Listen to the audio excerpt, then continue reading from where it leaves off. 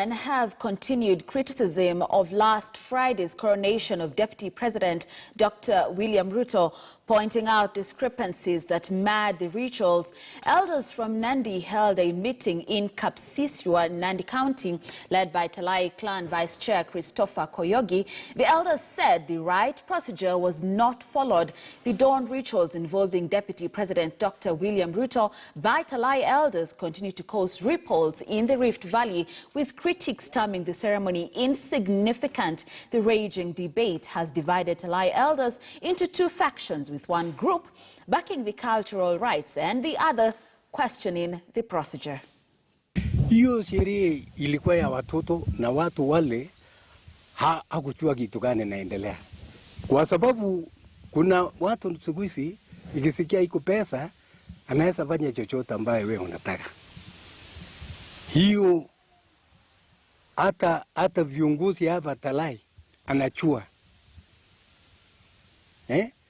Hata patri mwenyewe mimi ni vice yake, lakini hakuniambia. Alificha mpaka taiga mwisho. Alafu harapo kuinaambia mimi kuna mambo hapa. Na nilimwambia nitaenda huko namna gani, na mimi sikuwa na mpango hiyo. Mimi siwezi kwenda huko.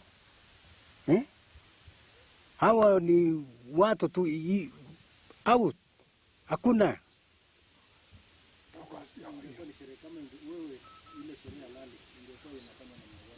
Hiyo sherehe wasenge keti chini na kusema nyumba mahali gani tutafanya hiyo sherehe.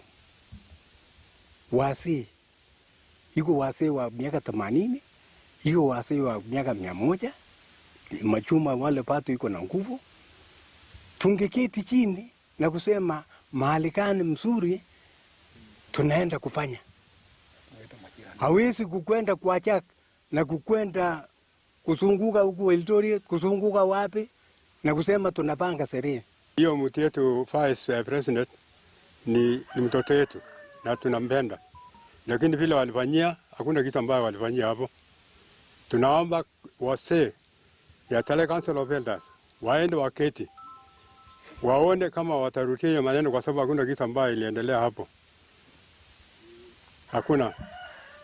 Vile mzee amesema hakuna kiongozi ambaye hajakanyaga hapa Talai. Hakuna.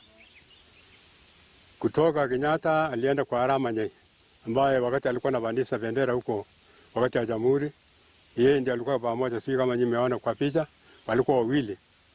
Na yeye anatoka kwa jamii yetu hapa. Moyo alikuja mpaka Kapsiswa.